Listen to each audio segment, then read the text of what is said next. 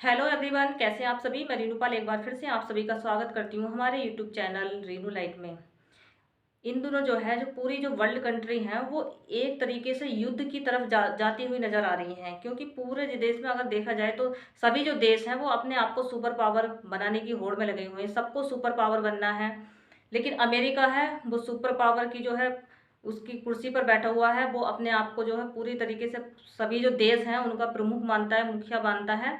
वो अपने इस जो सुपर पावर बने होने की जो उसकी जो उपाधि है वो उसको खोना नहीं चाहता है, जिसके चलते आपने देखा होगा कोई भी देश हो, अगर किसी भी देश में कोई भी बात होती है तो सबसे पहले जो कूद कर आता है वो अमेरिका ही आता है।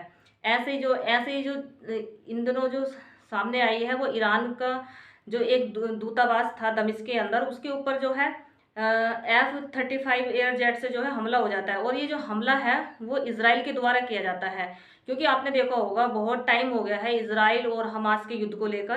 क्योंकि इसराइल जो है वो हमास को पूरी तरीके से खत्म करना चाहता है गाजा पट्टी से, लेकिन इसके जो इसराइल के जो विरुद्ध में है वो ईरान है, क्योंकि ईरान जो है हमेशा से ही हमास के जो है समर्थन में रहा है, उसका सपोर्ट करता रहा है, जिसके चलते ईरान जो इसराइल जो है वो काफ़ी ज़्यादा परेशान है। वो उसने शायद उसकी यही मंशा रही होगी ईरान की जो उसका जो दूतावास था उसके ऊपर अटैक करने का।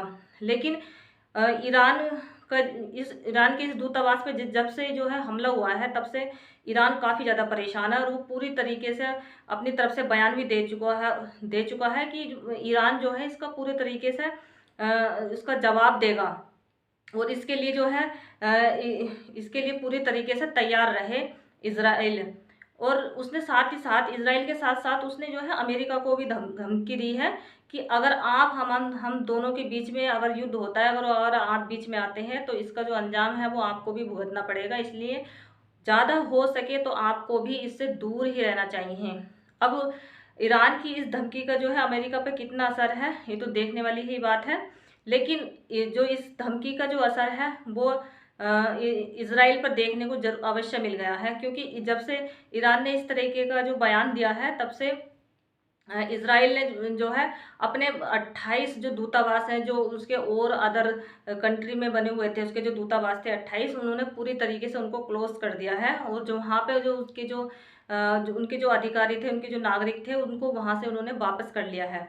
तो कहीं ना कहीं एक बात तो ये तो तय है कि इसराइल जो है वो पूरी तरीके से उसकी ईरान की जो इस धमकी है वो पूरी तरीके से सीरियस ले चुका है, और वो ये भी जान चुका है कि जो है ईरान जो है चुप बैठने वाला नहीं है। जिस तरीके से उसकी जो दूतावास पे हमला हुआ है और वो इसका पलटवार अवश्य करेगा। और इसके चलते अमेरिका भी काफ़ी ज़्यादा टेंशन में है, क्योंकि उसको जो है सुपर पावर बने रहना है। वो दोनों ही देशों के बीच में जो भी उन दोनों देशों के बीच में बात होती है उसके लिए पूरी तरीके से अमेरिका तैयार है।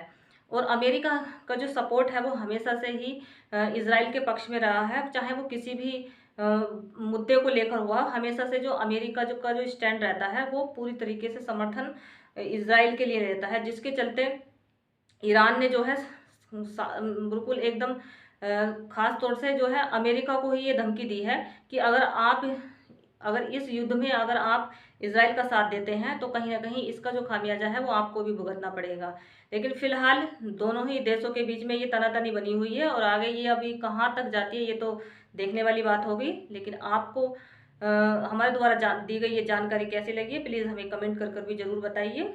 और अगर आप हमारे चैनल पर पहली बार हैं तो प्लीज़ हमारे चैनल को सब्सक्राइब भी कीजिए, और मिलते हैं नेक्स्ट वीडियो में। तब तक के जय हिंद।